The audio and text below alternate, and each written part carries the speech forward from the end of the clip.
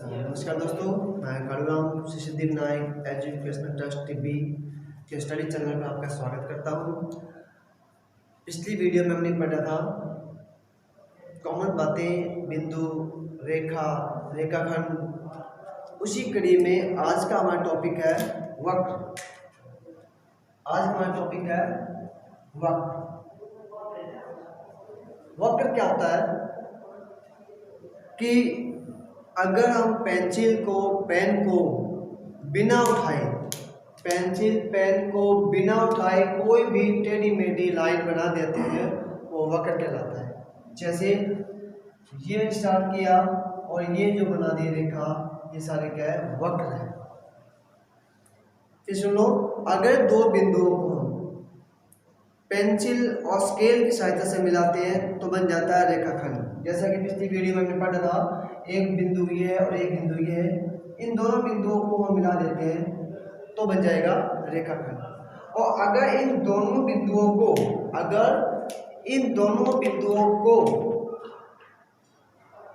हम स्केल से ना मिलाकर बिना स्केल की सहायता से मिला देते हैं तो ये बन जाएगा वक्र। ये तो कहलाएगा रेखाखंड और ये कहलाएगा वक्र। ठीक है। अब वक्र के अंदर दो प्रकार के हो सकते हैं। किस प्रकार से? वक्र, फिर सुन लो, वक्र की डेफिनेशन होती है कि पेन या पेंसिल को बिना उठाए हम जो भी आकृति बनती है उसे वक्र कहते हैं। या ये कहते हैं वक्र का मतलब होता है सीधा ना होना। क्या? सीधा नहीं। वक्र का मतलब होता है सीधा नहीं। अगर सीधा बन जाएगा तो वो रेखाखंड हो जाएगा। और टेढ़ा मेढ़ा है कि कोई भी जो टेढ़ी मेढ़ी रेखा हो सकती है किसी प्रकार की, ये सारे वक्र कहलाएंगे, सभी वक्र कहलाएंगे।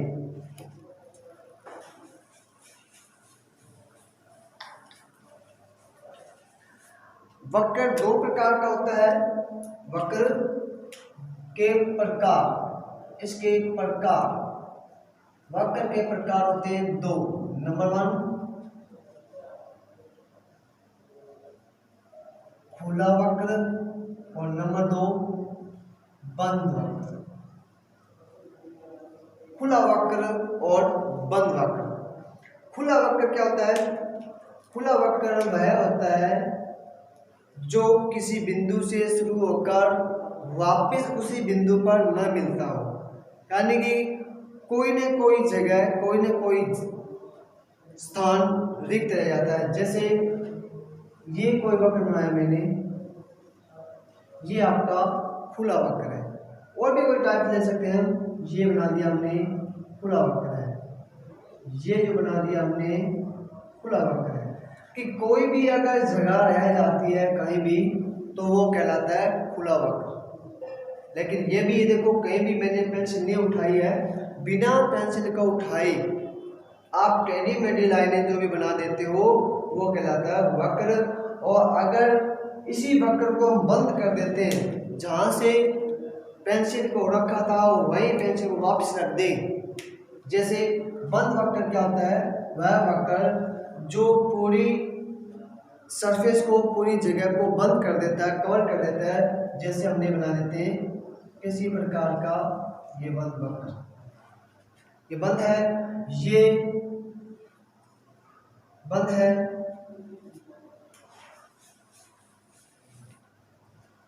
मतलब किसी प्रकार का आप बना दो, ये बंद वक्र है। किसी भी टाइप का आप बना दोगे, ये बंद वक्र है। ओके। फिर सुन लो कि अगर ऐसा वक्र जो प्रारंभिक बिंदु पर आके नहीं मिलता हो वह खुला वक्र होता है। और वह वक्र जो वापिस प्रारंभिक बिंदु पे आके मिल जाता है, वो आकृति बंद हो जाती है, वो बन जाती है बंद वक्र। अब इस वक्र में 3 भाग होते हैं। वक्र के अंदर 3 भाग होते हैं। नंबर 1 वक्र के अंदर, वक्र के अभ्यंतर यानी कि अंदर। नंबर 2, वक्र के ऊपर, वक्र के ऊपर यानी कि परिसीमा पर, परिसीमा पर। और नंबर 3 है वक्र के बहिर्भाग, बहिर्भाग मतलब बाहर। अब आपके पास बंद वक्र के ऊपर, मानो ये कोई बंद वक्र लिया है आपने, और इसके अंदर बाहर ऊपर मैंने कोई पॉइंट लिखता हूँ। ये पॉइंट है आपका ए, ये पॉइंट है बी, ये पॉइंट है सी, ये पॉइंट है डी, ये पॉइंट है ई, ये पॉइंट है एफ, ये पॉइंट है जी, ये बिंदु है। अब आपका क्वेश्चन ये बनता है कि दिए गए वक्र को ध्यान से देखकर इस पे अंकित बिंदुओं के बारे में बताओ। तो इसके अंदर, वक्र के अंदर कौन कौन से बिंदु है? बी और डी। कौन से होंगे? बी और डी। क्या होंगे? बिंदु बी और डी जो अंदर है। और इसके ऊपर, परिसीमा के ऊपर, इसके लाइन के ऊपर ए, ई और एफ। क्या है? ए, ई और एफ। और इसके था बी और डी। और इसके वक्र के बाहर की ओर है सी और जी। कौन सा है? सी और जी। ये इस वक्र के बाहर की तरफ बिंदु है। तो क्वेश्चन इस प्रकार से आ सकता है। ओके,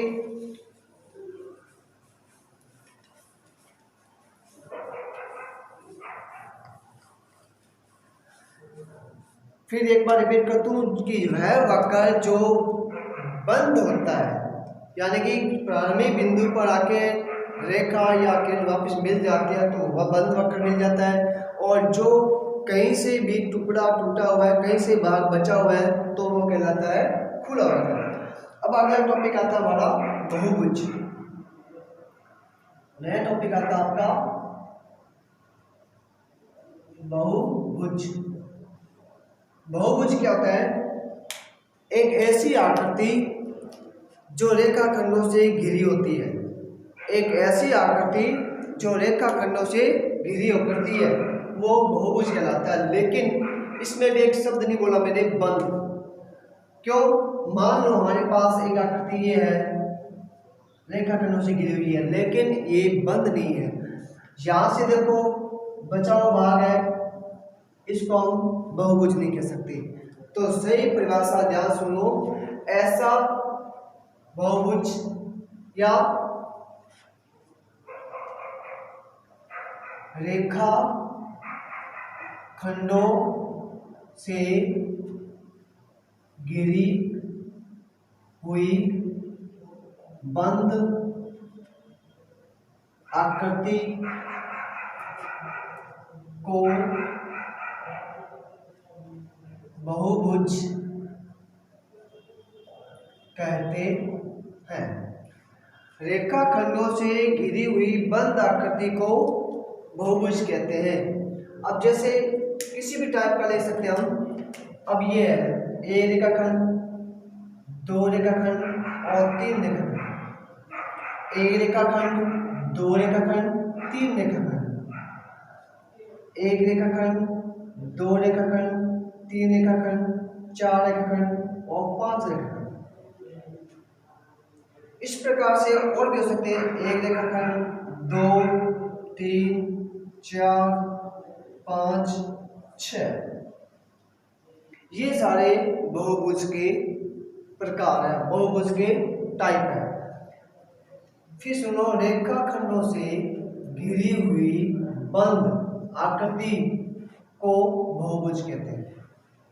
अब देखो ये रेखाखंड है, अगर मैं ऐसे बंद कर दूं,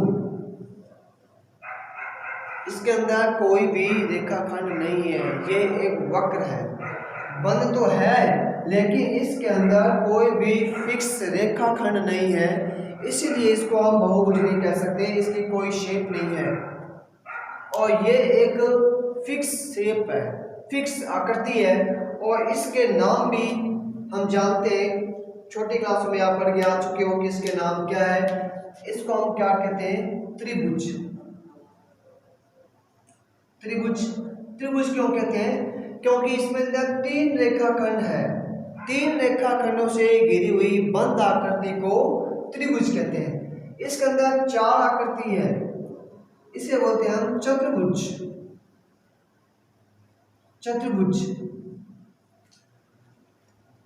क्या बोलते हैं? चतुर्भुज।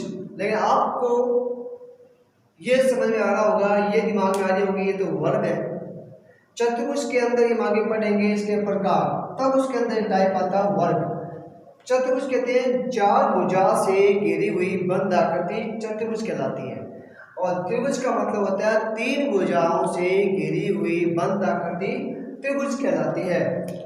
ऐसे ही ये है पंचभुज। क्या है?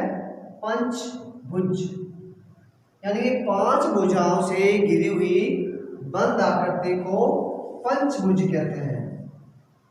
और इसकी भुजा होगी 6, इसके बोलते हैं हम षटभुज। इसे बोलते हैं हम षटभुज।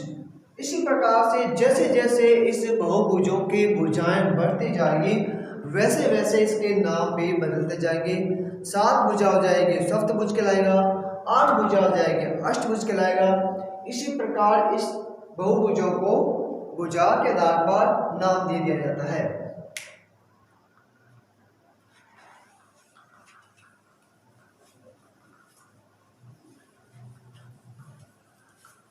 पता लग गया होगा कि बहुभुज होता है रेखाखंडों से घिरी हुई बंद आकृति को बहुभुज कहते हैं। और बहुभुज के अंदर हमने भी पढ़ा कि 3 भुजाओं से घिरी हुई आकृति को त्रिभुज कहेंगे, 4 भुजाओं से घिरी हुई बंद आकृति को चतुर्भुज कहेंगे, 5 भुजाओं से घिरी हुई आकृति को पंचभुज कहेंगे, और 6 भुजाओं से घिरी हुई आकृति को षटभुज कहेंगे, 7 भुजाओं से घिरी हुई बंद आकृति को सप्तभुज कहेंगे। तो ये हमारा टॉपिक था बहुभुज का। और इसके अंदर आगे आता है कि बहुभुज के अंदर कुछ भाग होते हैं। मैं चित्र बनाता हूँ एक बार। ये है आपके पास वर्ग, यानी कि ये है क्या? चतुर्भुज। और चतुर्भुज किस टाइप का है? बहुभुज, यानी ये बहुभुज है। और बहुभुज के अंदर चतुर्भुज है क्योंकि इससे 4 भुजा है, और वर्ग कहते हैं इसको हम क्योंकि 4 भुजा बराबर है। तो इस बहुभुज के कुछ भाग होते हैं, वो क्या क्या भाग होते हैं? चतुर्भुज या बहुभुज के भाग। बहुभुज के भाग, बहुभुज के क्या भाग होते हैं? हम इसको एक बार इसका नाम देता हूं, मैं इसको नाम दे दें हम P Q R S। तो इस पहला तो आता है नाम। मान लो इसका नाम जो दिया गया है वो है चतुर्भुज P Q R S। इसका नाम है चतुर्भुज P Q R S। फिर लेते हैं इसके भुजा, भुजाएं। भुजाएं कौन सी होती है? पी क्यू एक रेखाखंड है, प्रत्येक रेखाखंड बहुभुज की भुजा कहलाती है। प्रत्येक रेखाखंड बहुभुज की भुजा कहलाती है। तो इसमें कितने रेखाखंड है? देखो, पी क्यू एक रेखाखंड है, क्यू आर 2 रेखाखंड है, आर एस 3 रेखाखंड है, और एस पी या पी एस 4 रेखाखंड है। तो इसकी भुजाएं कौन सी होगी? P Q, Q R S और एस पी, ये इसकी भुजाएं होगी। नंबर 3 आता है शीर्ष। शीर्ष क्या होता है?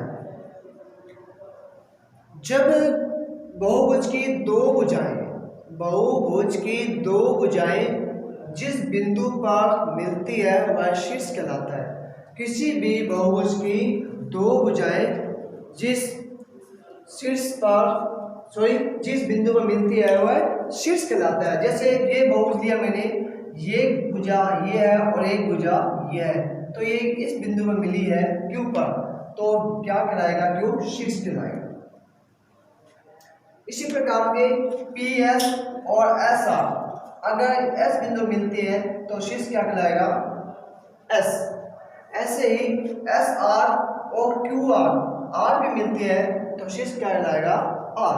तो याद रखें, किसी भी बहुभुज की दो भुजाएं जिस बिंदु पर मिलती है वो उसका शीर्ष कहलाता है। तो शीर्ष कौन कौन से होंगे?